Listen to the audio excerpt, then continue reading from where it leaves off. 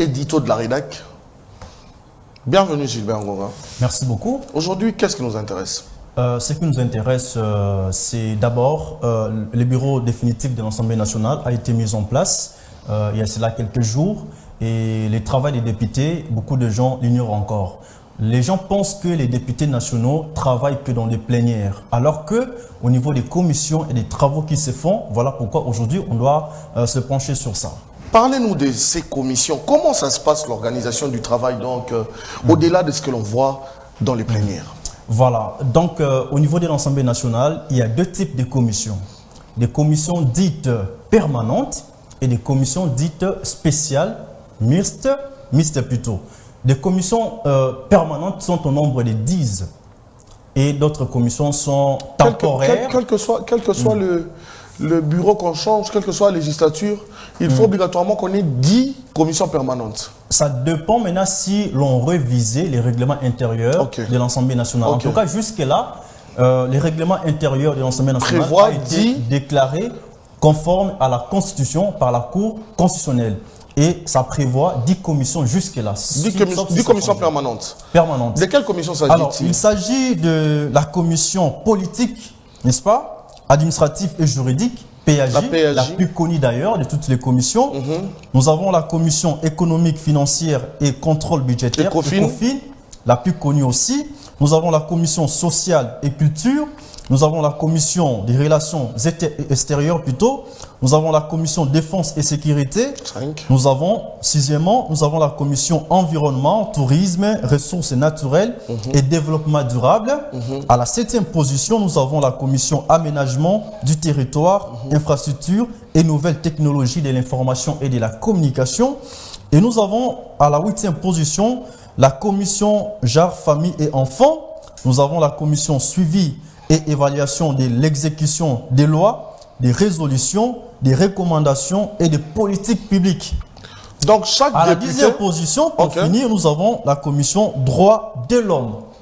Donc Gilbert Ngonga, chaque député doit faire partie d'une de ces 2 commissions. Que tu sois de l'opposition, tout comme de la majorité, vous devez être membre d'une de ces commissions.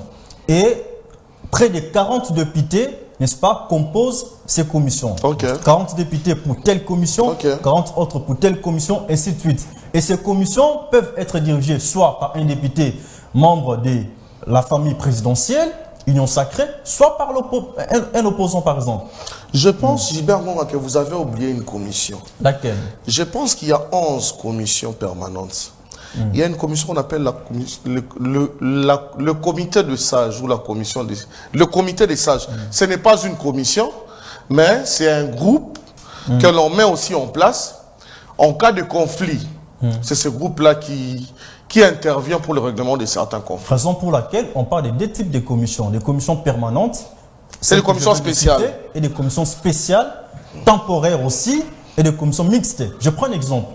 Si par exemple une loi a été votée au niveau de l'Assemblée nationale, elle sera envoyée pour la seconde lecture au Sénat. Si l'Assemblée nationale et le Sénat ne se mettent pas d'accord sur cette loi, on va créer une commission mixte.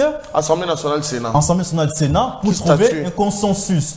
Mais la voix qui pèse, en tout cas, c'est la voix de l'Assemblée nationale. En cas de manque de consensus, en tout cas, la représentation nationale, plutôt la chambre basse du Parlement, pèse par rapport au Sénat. C'est par rapport au Sénat. Ailleurs, comme aux États-Unis, le Sénat pèse un peu plus que l'Assemblée nationale.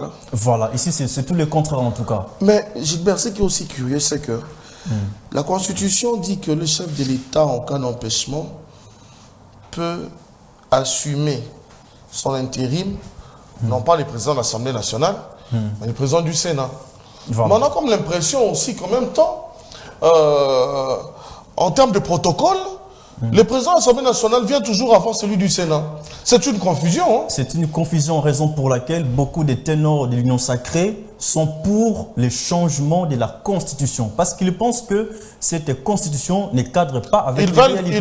Ils veulent supprimer le Sénat. Le Sénat, voilà. Par exemple, que nous puissions garder seulement l'Assemblée nationale. Contre le Sénat. Parce que le travail que fait le Sénat, c'est le même travail que fait l'Assemblée nationale. Il doit voter au premier degré. réélus au second degré, après publication, qu'est-ce qu'ils font des spéciales? Je pense qu'on peut supprimer, je suis d'avis en tout cas avec ces personnes-là, qui pensent qu'il faut supprimer les Sénats et n'y rester qu'avec l'Assemblée nationale.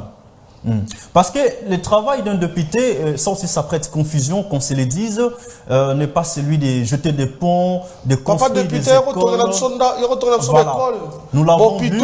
Nous l'avons vu à la campagne électorale de 2023, où il y a des députés qui promettaient à la population des écoles, des hôpitaux et tout ce qui va avec. Là, c'est l'achat des voix, l'achat des consciences.